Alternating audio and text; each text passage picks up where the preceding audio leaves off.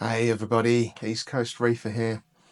So today I want to talk to you about my 5 tips for starting a reef tank. And this is more aimed at people looking to start a reef tank. There's probably tips that we can all benefit from, but I'm no seasoned reef keeper. I've had fish and wild African cichlids and things like that for quite a few years, quite successful, but not been keeping a reef tank too long. So yeah, I'm no authority on it, but these would be my 5 tips if I could go back and talk to myself.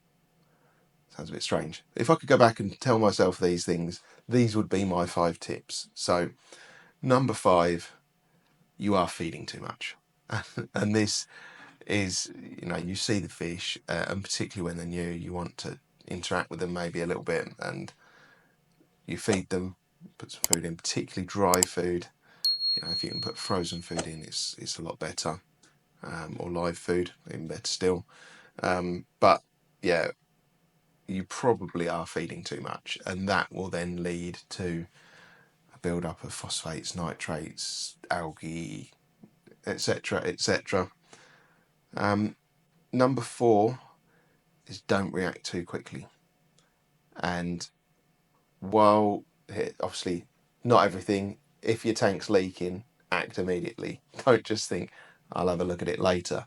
But if something doesn't look particularly happy, or isn't growing at the rate that you want, or isn't showing as much colour as you wanted, and things like that, don't react too quickly. I had a gonny, and I'll show you some footage. I'll overlay some footage of my gonnies now, and the extension on them is huge, and they look really nice.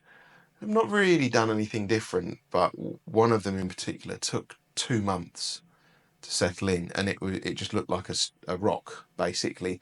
The polyps stayed completely in. Maybe they came out at night or something, I don't know, but it just looked like a rock in the tank, and I was gutted. I was like, "Oh, what a waste that was."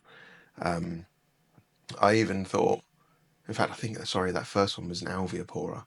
I then bought a goniopora from a different shop, thinking maybe that one, because it's more local, that shop were more suited to the water parameters. I was buying the water from that shop at the same time as well. No, that one didn't really come out at all. And then I'd almost forgotten about it. I'd almost just written them off as part of the rockscape. And then one day they were just huge extension on them. So yeah, don't react too quickly. As long as there's nothing, drastically wrong, like a water leak or like ammonia or nitrates and phosphates that are absolutely astronomical, then just do it slowly, because your corals will appreciate it more, definitely. Tip number 3, do not get a damsel.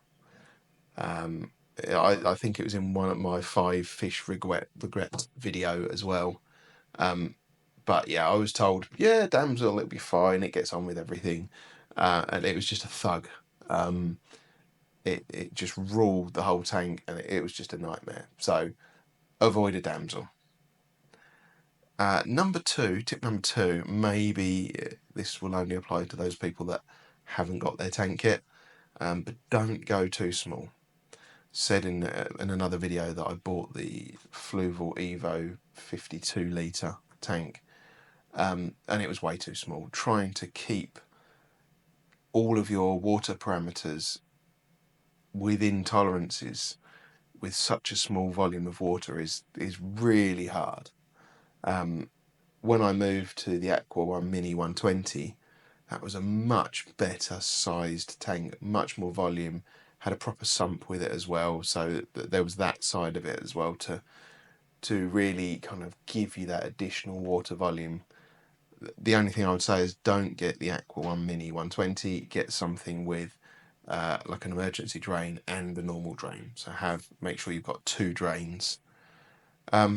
And then number 1, and this is by far the biggest tip, have fun. It's a hobby. It's supposed to be there for enjoyment. Don't stress about it too much. Don't don't worry about getting the fanciest, brightest aquapora. I mean, I have no aquapora in my tank. I have a few pieces of SPS, and again, this is another one of don't act too quickly. I had some Pacilliopora, and it was great in the shop when I bought it, really green and looked really healthy, and all loads of polyps on it. Put it in my tank, and it just went brown and looked naff in the corner.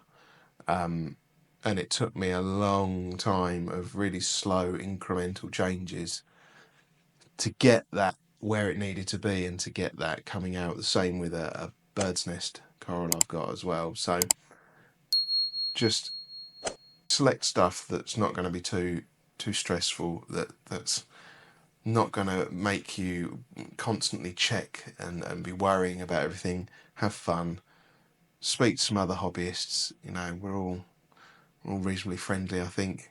I've not met anyone that's not been friendly, so yeah, just reach out to other people. There's lots of wisdom out there that people will share as well, which I've been really fortunate with. But that's my top 5 tips if you're looking at starting a saltwater tank. Hopefully they've been helpful. Very much for watching to the end. Like, subscribe, share the video. Anything you want to see me cover, just let me know. And hopefully I'll see you in another video soon.